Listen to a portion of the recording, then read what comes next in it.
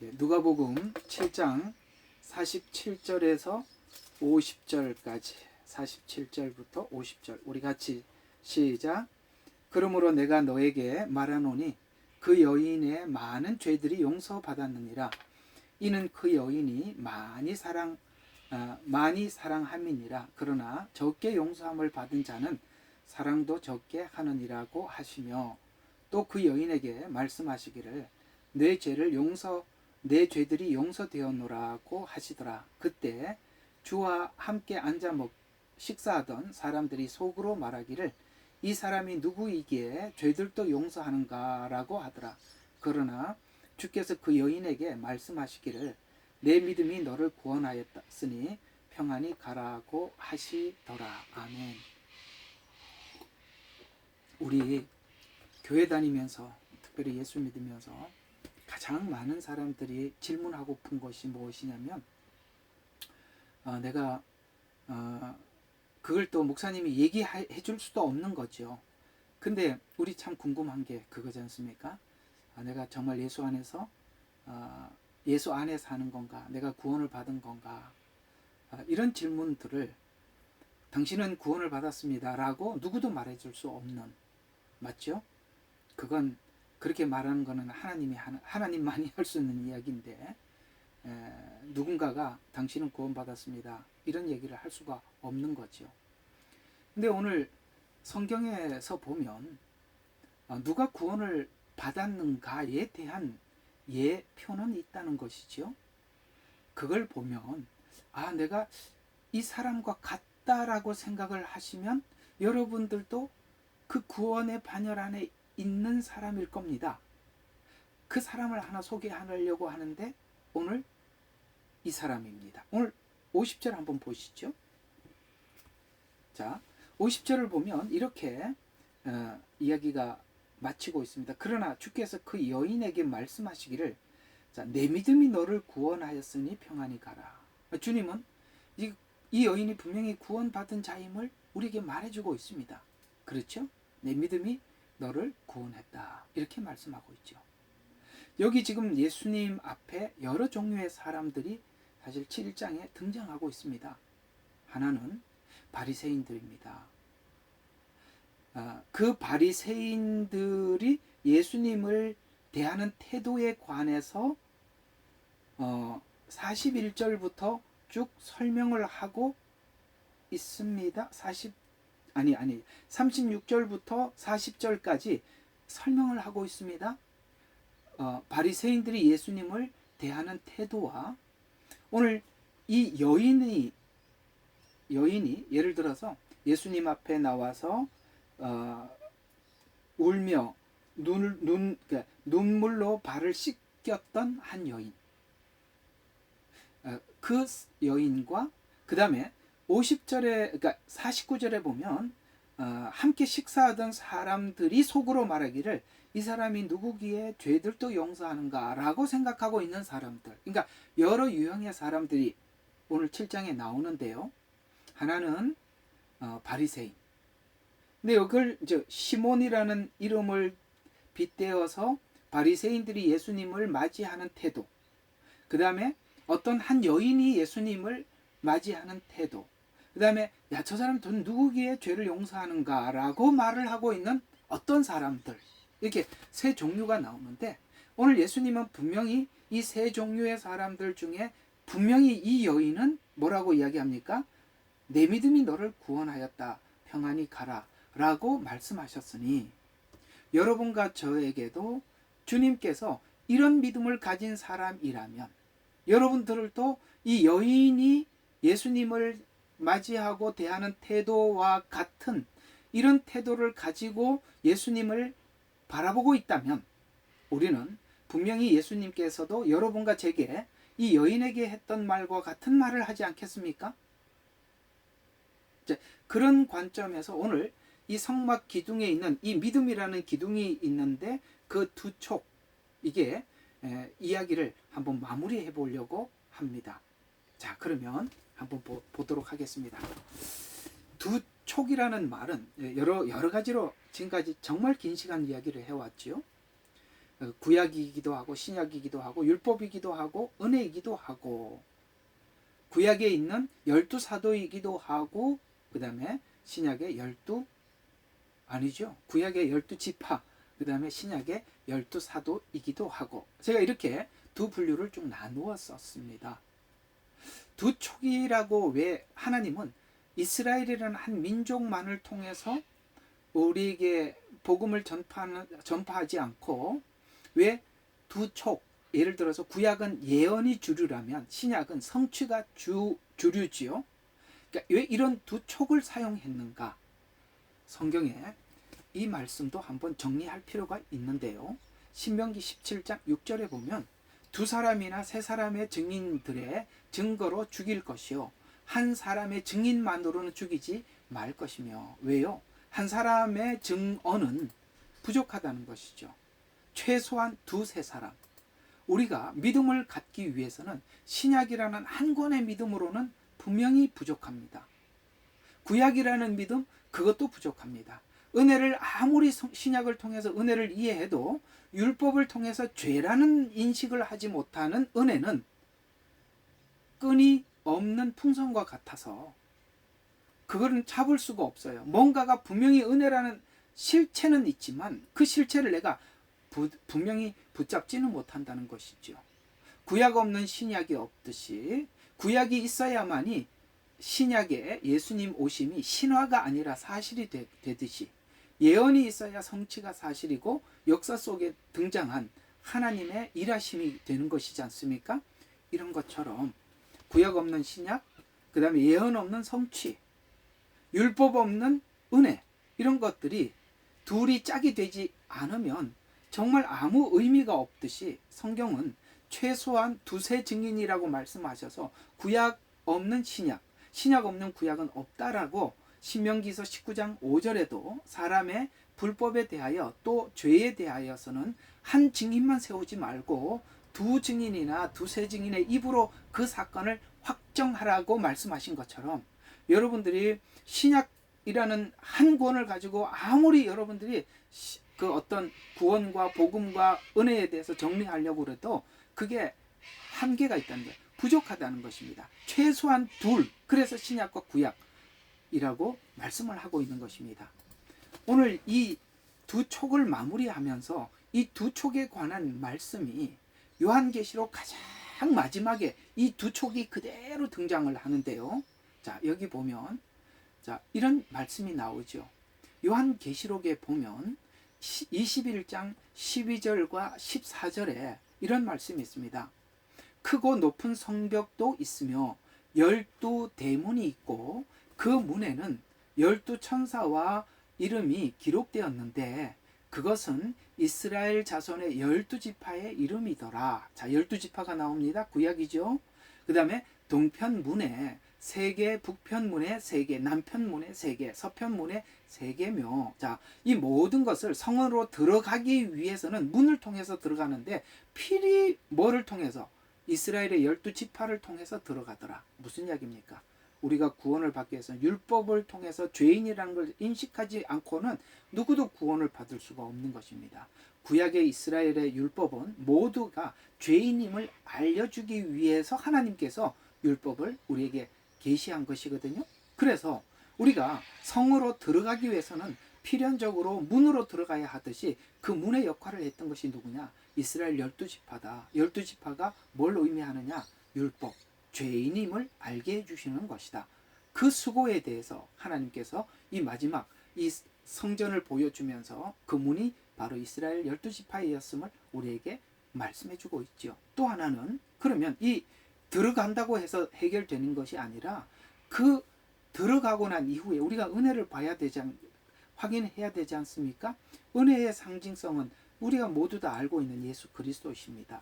그분이 이스라엘 12지파가 예언하신 예수님이 이 땅에 오셨고 실제 피 흘려 죽으셨고 우리 죄를 사해 주셨고 그 부활하심을 사도들이 증거했습니다. 우리 항상 그래도 이렇게 하루하루 살다가 보면 제가 이렇게 누구하고 대화를 하고 이런 내용들이 어쩔 수 없이 설교 시간에 올라오는 경우가 많이 있는데 저는 우리 아들이 항상 설교 소스를 많이 줘요. 아빠 그러면서 이제 먹다가 보면 꼭 그런 이야기를 해요. 그래서 부활에 관한 이야기를 하더라고요. 예수님께서 우리 죄를 대신하기 위해서 십자가에 죽으셨고 우리를 의롭다 하기 위해서 살아나셨다고 했다는 말을 우리 이제 아들이 알고는 있었는데 왜 부활이 의롭다 하시기 위해서 부활이 있어야만 하는가 이렇게 질문을 하는 거 어디에서 이제 답을 얻어서 제게 그게 이런 답이었다고 누군가가 이런 이야기를 하더라고. 아까 저녁 먹으면서 이야기하더라고요. 여러분, 예수님이 십자가에 죽으신 것은 우리 죄를 대속하기 위한 거 우리 다 알고 있지요. 우리를 위해서 죽으셨어요. 근데 우리 죄를 대속하셨다는 증거가 뭐냐면 부활입니다. 부활은 이런 의미를 가지고 있죠. 선악과를 먹는 사람들은 먹는 날에는 죽으리라고 했습니다. 그렇죠? 그래서 우리는 죄 때문에 모두 다 죽었습니다. 그러나 예수님도 죽으셨습니다. 예수님도 죽으셨지만 살아났다는 말은 하나님께서 예수님이 죄 없으신 분이라는 것을 온 세상에 공포한 것입니다. 왜요? 죄인들은 죽거든요. 근데 예수님은 살아나셨어요. 죄가 없으시다는 사실을 증거한 겁니다. 그러니까 예수님의 죽음은 우리 죄를 대신해서 죽으신 거예요. 그러나 예수님께서 살아났다는 것은 그분이 죄가 없으시다는 것을 하나님이 증거한 것이기 때문에 우리가 구원이라는 것이 무엇이냐면 예수 그리스도에게 우리의 죄를 고백하고 죄를 주님 앞에 그 십자가에 함께 죽는 것입니다. 그럴 때 우리가 어떻게 되는 거냐면 예수님 안에서 죽으면 예수님 안에서 사는 게 구원이지. 이해가 가시지요? 우리는 그저 예수님을 믿고 죄를 고백하면 구원받는다. 이렇게 너무나도 단순하게 이해를 하고 있었습니다. 그러나 성경이 말하는 것은 예수 안에 있어야 구원을 받는다는 거예요. 예수 안에 있다는 것은 나를 위해서 죽으셨습니다. 그리고 예수님은 분명히 죄가 없으신 분이기 때문에 살아나셨습니다. 그러므로 내가 예수 안에 있으면 주님과 함께 삽니다. 이게 구원이다 이 말이에요. 그래서 예수님은 구원을 내게 있다고 말씀하셨어요. 예수 안에 구원이 있다고 말씀하셨지 구원은 우리가 성경을 이해하는 것이 구원이라고 그렇게 설명하지 않았습니다. 바로 여기 12사도의 이름이 있더라는 말은 12사도가 가장 적극적으로 증거했던 것이 무엇이냐면 예수님의 죽음이 아니라 부활을 증거했어요. 그래서 사도들은 부활의 증인이라고 이야기를 하지 죽음의 증인이라고 말하지 않아요.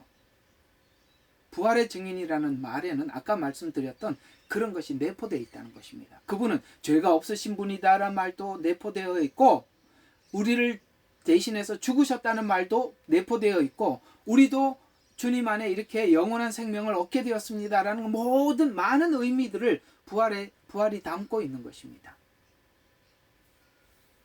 이 일을 하기 위해서 12지파는 12지파대로 율법의 역할을 잘 감당해 왔었고 12사도는 예수님의 부활을 직접 눈으로 목격함으로 증거해서 온 세상에 구원이 완성되었음을 증거했던 것입니다. 그래서 오늘 문에 새긴 이스라엘 12지파라는 말은 아까 말씀드렸지만 빨리 지나가면서 읽어볼게요. 문은 성을 오가는 사람들이 받아들여지는 장소들 같이 그렇죠? 문을 통해서만이 성에 들어올 수 있는 것 같이 이스라엘 백성의 구원의 역사와 하나님의 관계를 온 세상에 선포한 백성으로서 하나님께 들어가는 이스라엘이 없었더라면 하나님이 어떤 분인지 아무도 몰랐다. 그러니까 율법을 주고 율법대로 이스라엘을 심판하는 걸 보면서 하나님은 죄를 반드시 넘어가지 않고 반드시 심판하시는 하나님이시구나라는 것을 이스라엘 역사를 통해서 밝혀 보여줬다는 거예요. 그래서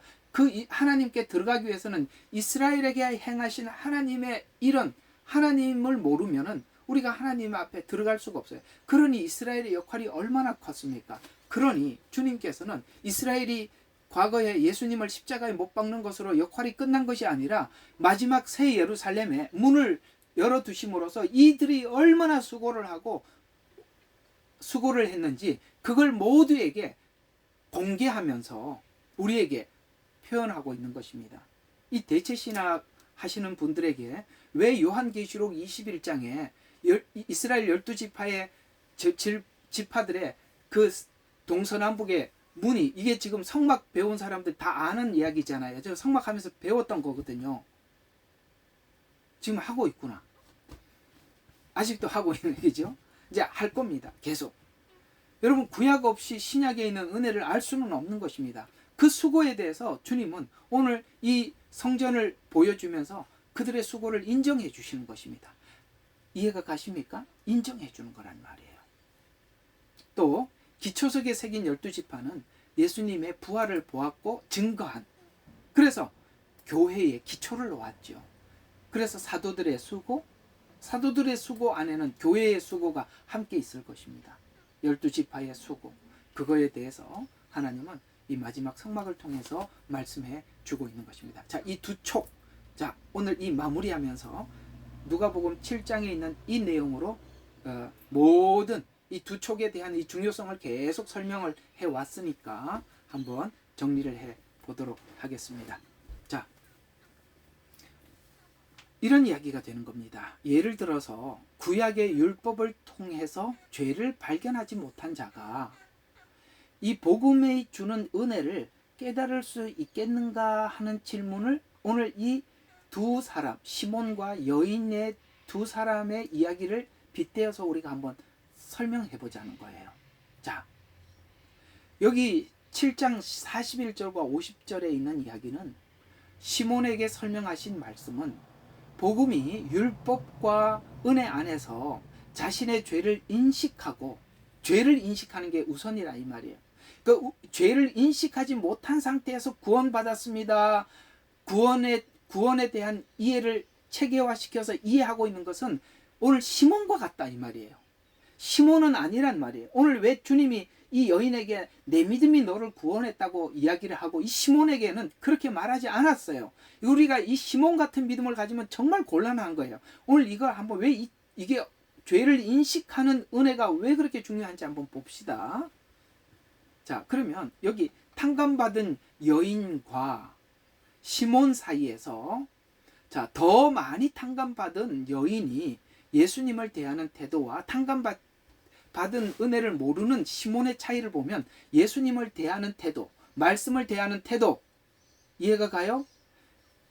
그 다음에 교회를 소중히 여기는 태도, 이 모든 태도가 다 들어있어요.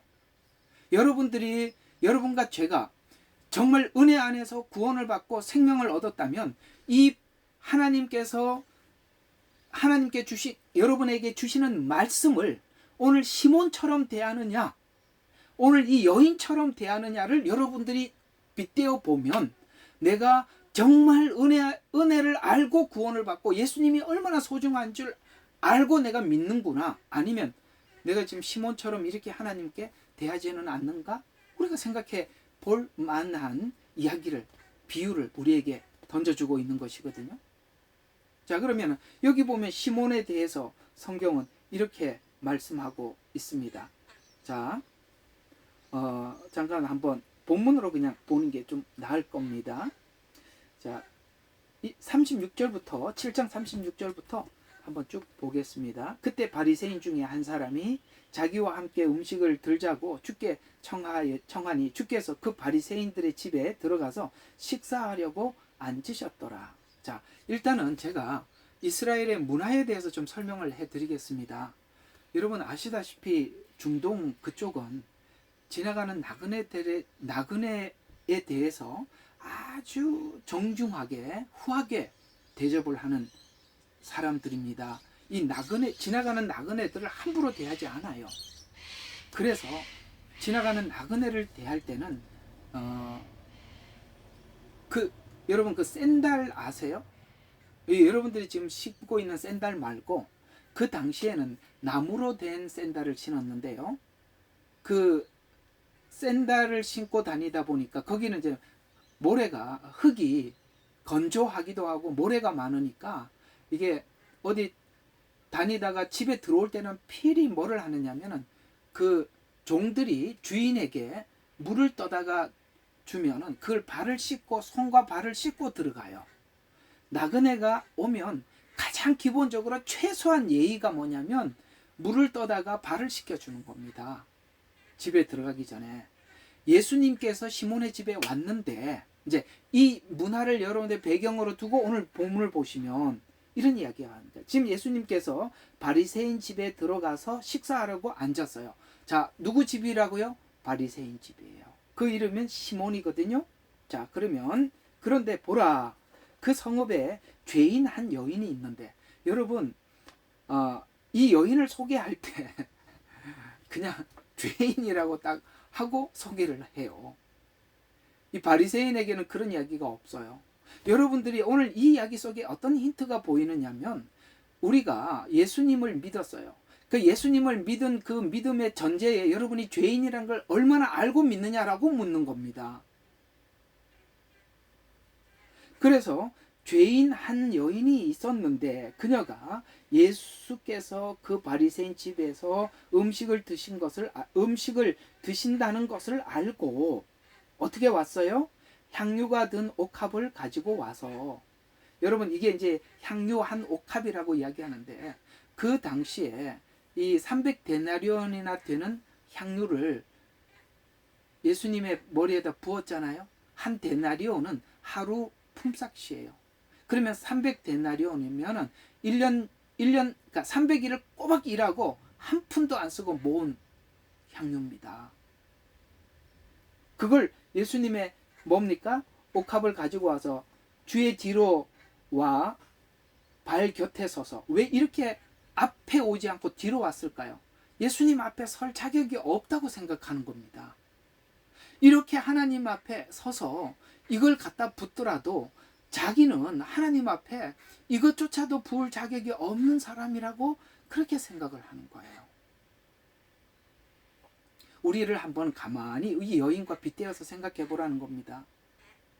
그 다음에 울며 눈물로 자기 발을 주의 발을 씻기기 시작하며 자기 머리카락을 닦아내고 또 주의 발에 입을 맞추며 향유를 부어요.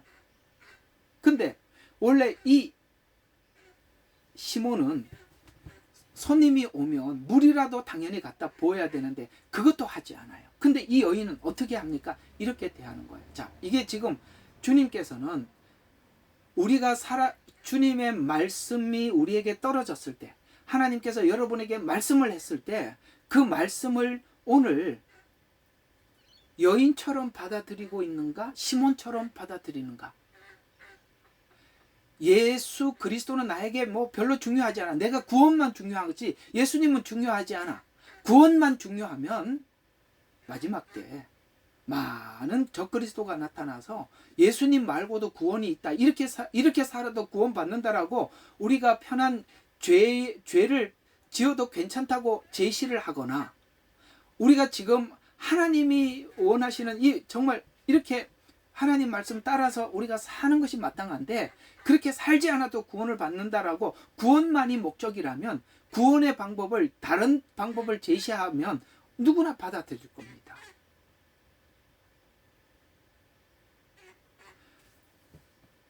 그래서 계속 한번 보세요. 39절. 주를 초대한 바리새인이 이 광경을 보고 속으로 말하기를, 만일 이분이 선지자라면 자기를 만지는 이 여인이 누구며 어떤 여인인지 알았으리라. 이는 그 여인이 죄인이기 때문이라. 지금 율법적 이해 속에서는 죄인과 의인을 구분하는 거 이외에는 아무것도 못하는 거예요. 우리가 한번 살면서 생각해봐요. 저 사람 나쁜 사람, 이 사람 좋은 사람, 이 사람은 괜찮은 사람, 나쁜 사람. 우리가 이런 것밖에 못 나누면,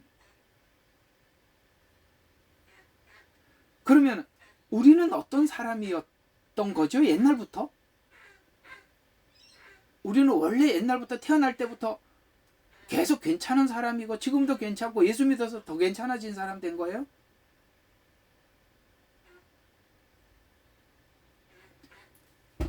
왜 자꾸 이 여인을 죄인이라고 소개하는지 아시겠습니까? 우리가 죄인으로서 주님 앞에 구원을 받고 생명을 얻으면 예수님을 이렇게 대하는 거예요. 그러나 그 이해 없이 지식으로 하나님을 알면, 야, 저 사람이 죄인인데 어떻게 죄인을, 저 사람이 누군 줄 알면 저렇게 할 수 있냐. 죄와 의를 나누는 것 왜 못하더라 라고 하나님은 오늘 이 두 사람을 통해서 우리에게 예를 들어서 말씀해 주고 있는 것입니다. 그래서 그런 차원에서 우리가 쭉 보면 죄의 깊이는 구약에서 말씀하고 있는 것 같이, 이스라엘이 문으로 비교하는 것 같이 구원을 받기 위해서는 율법을 통해서 죄를 깨닫는 것부터, 이게 이제 로마서에 그러니까 율법으로는 죄를 깨달음이라 이렇게 나와 있거든요. 깨닫는 것에서부터 시작한다는 뜻에서 12지파의 문이라고 소개하고 있습니다. 그런 차원에서 보면 복음을 설명할 때 구약에서 말씀한 것과 같이 율법을 통해 죄를 알고 죄의 용서의 깊이를 아는가 모르는가에 따라서 우리가 시몬 같을 수도 있고 여인 같을 수도 있다라고 오늘 우리에게 물으면서 너는 어떠냐? 이렇게 묻는 것입니다. 그러면 이렇게 되는 거예요.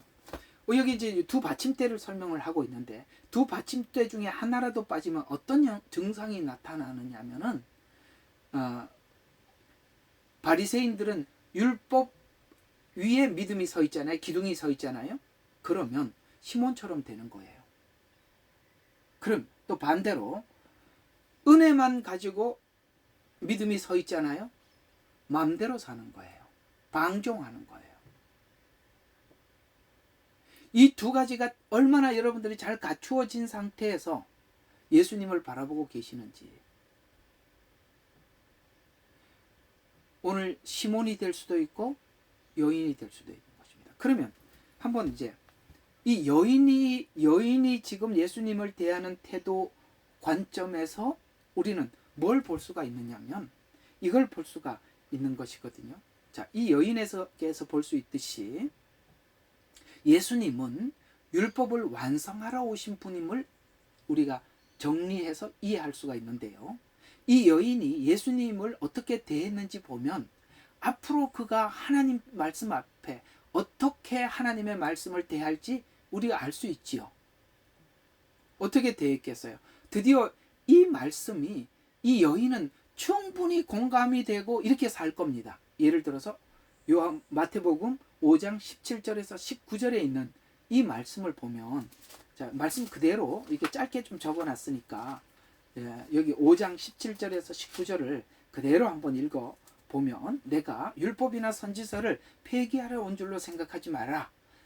폐기하러 온 것이 아니라 이루려고 왔노라. 그 다음에 진실로 내가 너에게 말하노니 하늘과 땅이 없어지기 전에는 율법의 1.1획도 모든 것이 이루어질 때까지 결코 없어지지 아니하리라. 19절, 그러므로 누구든지 이 계명 중에서 지극히 작은 것 하나라도 범하고 그렇게 가르치는 사람은 천국에서 가장 작은 사람이라고 불릴 것이요, 누구든지 계명을 행하고 가르치는 사람은 천국에서 큰 사람이라고 불리리라. 내가 너희에게 말하노니 너희의 의가 서기관과 바리새인들의 의보다 뛰어나지 못하면 결코 천국에 들어가지 못하리라. 바리새인들의 의는 어떤 의지요? 그저 죄인과 의인을 나누고 판단하고 자기는 율법을 지킨다고 하나 외식하는 수준에 지나지 않지만, 오늘 이 여인이 율법을 행할 때 어떻게 행했을 것 같아요? 그야말로 성경에서 말씀하고 있는 마음을 다하고 뜻을 다하고 성품을 다해서 하나님을 사랑하는 마음으로 하나님 주신 말씀을 받을 겁니다. 어때요? 율법이 폐해졌어요? 완성됐습니까? 완전히 완성된 것이죠. 오늘 이 여인은 바리새인들의 의보다 훨씬 탁월한 의를 가지고 있는 것입니다. 우리에게 의가 주어졌을 뿐만 아니라 의가 삶이 되는 것입니다. 왜 그렇죠? 오늘 이 여인이 말씀을 대하는 태도를 보면 알 수 있는 것입니다. 자, 긴 시간 여러분들과 함께 뭘 해왔냐, 이 두 촉에 대해서 이걸 가지고 대체 신학의 문제점도 찾아봤고 율법과 은혜에 대해서도 생각해봤고 많은 부분들을 정말 긴 시간 이 두 촉을 생각해 왔었습니다. 그 긴 시간을 우리가 여기까지 하고 이제 다음 주 할 거 좀 서론만 좀 하고 오늘 마치도록 하겠습니다. 자, 우리는 아까 여기 두 촉 지금까지 엄청 긴 시간 공부해 왔죠. 이제 여러분들과 함께 공부해야 될 게 뭐냐면, 자, 요 두 촉은 신약과 구약, 율법과 은혜 안에, 은혜라는 그 이해 속에서 우리 믿음, 요 기둥이 세워져 있다라고 했습니다. 근데 이 기둥을 하나님께서 세워놓고 우리로 하여금 이 이 믿음이 믿음 되기 위해서는 어떻게 해야 된다요? 된다요? 우리 애들이 어릴 적 했던 말 같은데 잘못 봤는데. 자, 근데 요거 이런 것들 좀 알아두세요. 이 그림 좀 잘 외워주세요. 요게 몇 메타? 5메타. 그러면 성막 전체를 보면 성막 이게 여기 있나? 아니구나. 이건 아니구나. 네, 이게 지금 5m거든요. 이게 이 기둥이 성막 밖 지금 소리가 잘 안 들리죠? 괜찮습니까? 잘 들려요. 네. 그렇군요. 이거는 이제 여기가 이제 성소고 여기가 지성소예요. 이게 5m니까 요 옆에 보면 울타리가 이렇게 바깥에 이렇게 둘러쳐져 있지 않습니까? 크게. 요거는 한 2m 조금 넘어요. 근데 요거는 5m예요. 그럼 바깥에서 보면 2m가 조금 넘으니까 사람 키보다 조금 높잖아요. 그러니까 이 안이 안 보여, 밖에서는. 근데 어디가 보이냐면은 여러분들이 딱 봤을 때 한 요 정도. 그러니까 2m, 요거는 5m니까 한 여기 한 2m 요 윗부분이 보이겠죠. 나중에 한번 전체를 보여드릴게요. 그 전체를 보면은 이 윗부분이 보이는데 여기가 덮개가 하나, 둘, 셋, 네 개가 있어요. 이 네 개도 놀랍게, 자, 여기가 네 개예요. 그리고 여기 하나, 둘, 셋, 여기 이제 요거를 보면 정확해요. 하나, 둘, 셋, 넷. 이상하다. 덮개도 네 개. 그 다음에 여기 요 동그란 거 있죠. 이렇게 연결 고리. 요것도 네 개. 근데 요거는 조금 문제가 있는데요. 이거는 좀 문제가 있어요. 요 그림은. 근데 실제 이 그림은 네 가지 색상이에요. 자색, 적색, 그러니까 자색, 그 다음에 빨간 적색, 그 다음에 청색, 그 다음에 흰색. 이런 네 가지 색상인데 이게 무늬를 놓았는데 이런 무늬는 아니에요. 근데 어디 뭐 인터넷에 누가 이렇게 해놔서 할 수 없이 가지고 왔습니다만 그저 그냥 그렇게 하세요. 이상하죠? 몇 개가 계속 나오죠? 네 개. 왜 네 개지? 그리고 성막에서 들어오는 문이 네 개라 그랬거든요. 근데 요거는 들어가는 요 기둥은 5개예요. 하나, 둘, 셋, 넷, 5개예요. 이게 무슨 의미가 있지 않을까요? 있어요. 왜 4개냐? 사복음서입니다. 사복음서입니다. 이렇게 사복음서가 중요합니다. 왜요? 구약의 예언의 절정, 구약은 사복음서를 향해서 온 겁니다. 예수님 오심, 십자가에 죽으심, 부활하심. 이걸 예언했잖아요. 그걸 실체가 오신 이야기. 이 네 사람이 증거한 겁니다. 사복음서. 모든 성경은 여기 이 하나하나는 창세기, 출애굽기 이렇게 이 기둥들은 성경 한 권 한 권을 의미하기도 하고 우리 성도 한 사람 한 사람을 이야기하기도 해요. 우리 모두는 뭐 안에서만 하나가 되느냐면 말씀 안에 신약과 구약의 그 신앙 고백 위에 우리 믿음이 모두가 가지고 있는 거예요. 그 믿음이 같은 믿음을 가진 사람들끼리 이렇게 하나 이렇게 생겨서 이렇게 기둥이 되는 겁니다. 우리가 같이 모여서 대화를 해보면 여러분들이 각자가 다른 곳에서 믿었지만 같은 성경을 보았고 그 성경을 믿는 믿음이 같기 때문에 오늘 우리 예레미야의 눈물이라는 방이 모여졌고 우리가 함께 같은 신앙 고백을 하기 때문에 여기 모인 겁니다. 가끔씩 지구가 평평하다는 둥 이런 분들이 참 나타나기는 하지만 그거는 별로 중요하지 않아. 그거는 본질도 아니에요. 그런 얘기 제발 좀 그만 좀 하세요. 내가 그런 쓸데없는 이야기 가지고 왜 그런 에너지를 쏟는지 모르겠어요. 그러면은 평평하지 않다고 믿으면 지옥 갑니까? 어쨌든 우리는 이 믿음이 신앙 고백이 같다는 거예요. 이 사복음서의 예수님의 생애에 대해서 그것이 나를 위한 생애라는 것에 대한 신앙 고백이 여기에 하나, 둘, 셋, 넷 사복음서 똑같다는 거예요. 우리 모두 다 같은 믿음을 가지고 그래서 우리가 붙어 있는 거예요. 하나가 돼 있는 거예요. 만약에 여기서 우리 믿음의 색깔이 다르면 떨어져 나갈 수밖에 없는 거예요. 우리 여기 있는 여러분들 제가 지금 설교하고 있는 대로 믿는 거 맞지요? 그래서 여러분들 계속 만나는 거고 우리 같이 말씀 듣고 있는 거 아니겠어요? 이 사복음서는 성경 전체를 연결할 뿐만 아니라 우리 신앙 고백하는 우리 모두를 하나로 묶어내는 것입니다.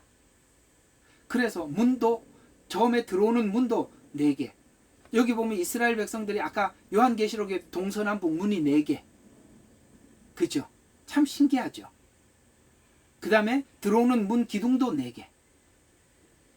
근데 이제 아까 여러분들이 이거 목사님 이거는 왜 기둥이 5개예요?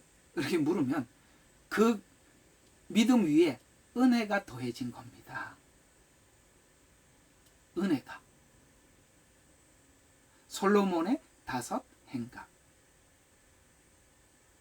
4는 동서남북을 이야기하는 건 뉴스, 복음을 이야기하는 겁니다. 3은 삼위일체. 예, 그 숫자에 이스라엘에는 이 숫자에 의미를 붙여놨어요. 그래서 이제 여러분들과 이 이야기를 좀 앞으로 계속 할 겁니다. 근데 정말 신비로운 게 뭐냐면 이 사복음서는 모두에게 공개가 됐죠. 모두가 다 알아요. 그래서 AD와 BC로 나눌 만큼 BC가 AD로 바뀌어질 만큼 모두가 예수님 오심이 세상에는 어떤 의미인지 모두가 공개된 거예요.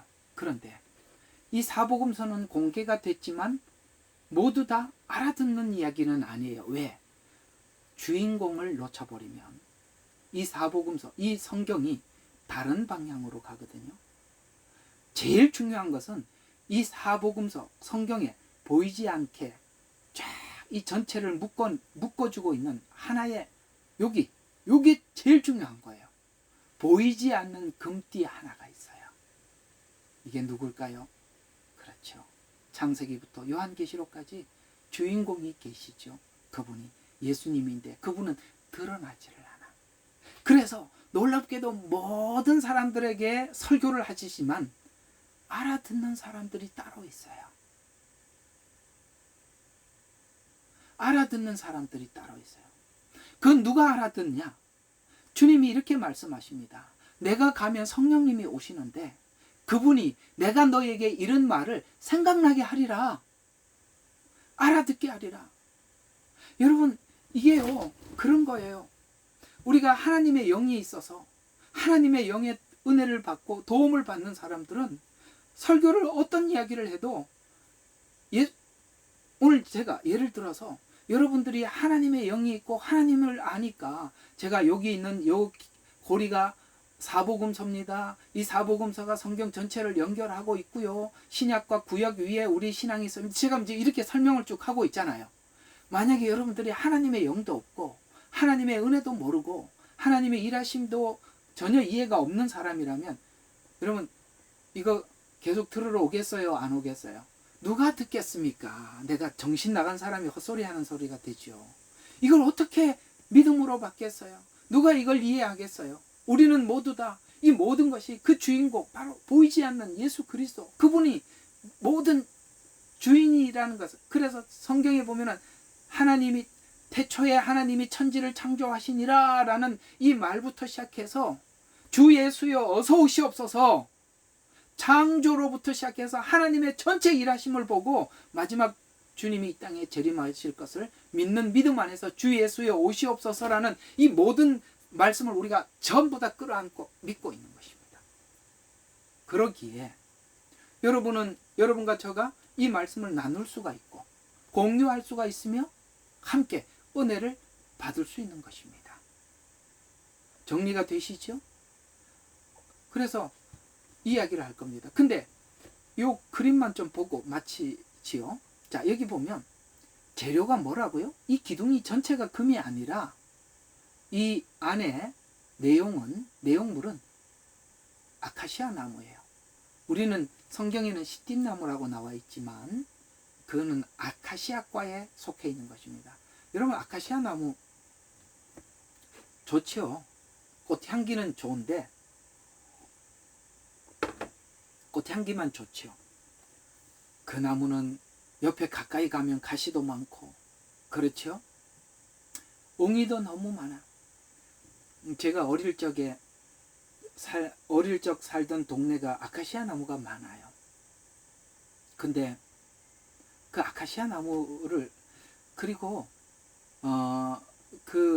혹시 여러분 중에 아시는 분이 있는지는 모르겠습니다만 그 일본 사람들 우리나라 통치할 때 사람들이 묘를 그래 한국 사람 이게 우리 대한민국 사람들이 이렇게 조상들이 돌아가시면 묘를 쓰고 난 뒤에 그 옆에다가 아카시아 나무를 심었어요.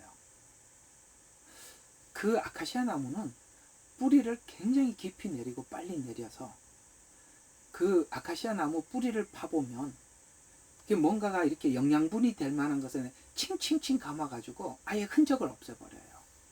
그러니까 예를 들어서 나중에 후손들이 뼈라도 해서 이렇게 이장이라도 하려고 하면은 아예 뼈가 없어요. 이 아카시아 나무는 그렇대요. 그래서 그럴 만큼 우리 이제 말살 정책을 썼던 거거든요. 이 아카시아 나무는 특별히 쓸 재료가 없어요. 옹이도 많고 그렇다고 반듯하게 쓰지도 않아요. 그렇다고 해서 사람들에게 만지러 가면 가시가 있어서 손을 댈 수가 없어요.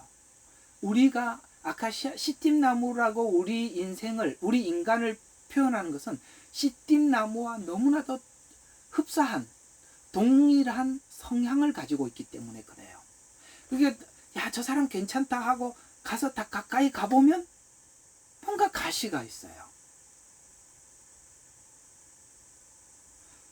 그래도 우리가 찔려도 좋다 이렇게 안 하면 사람을 사귈 수가 없어요. 맞죠?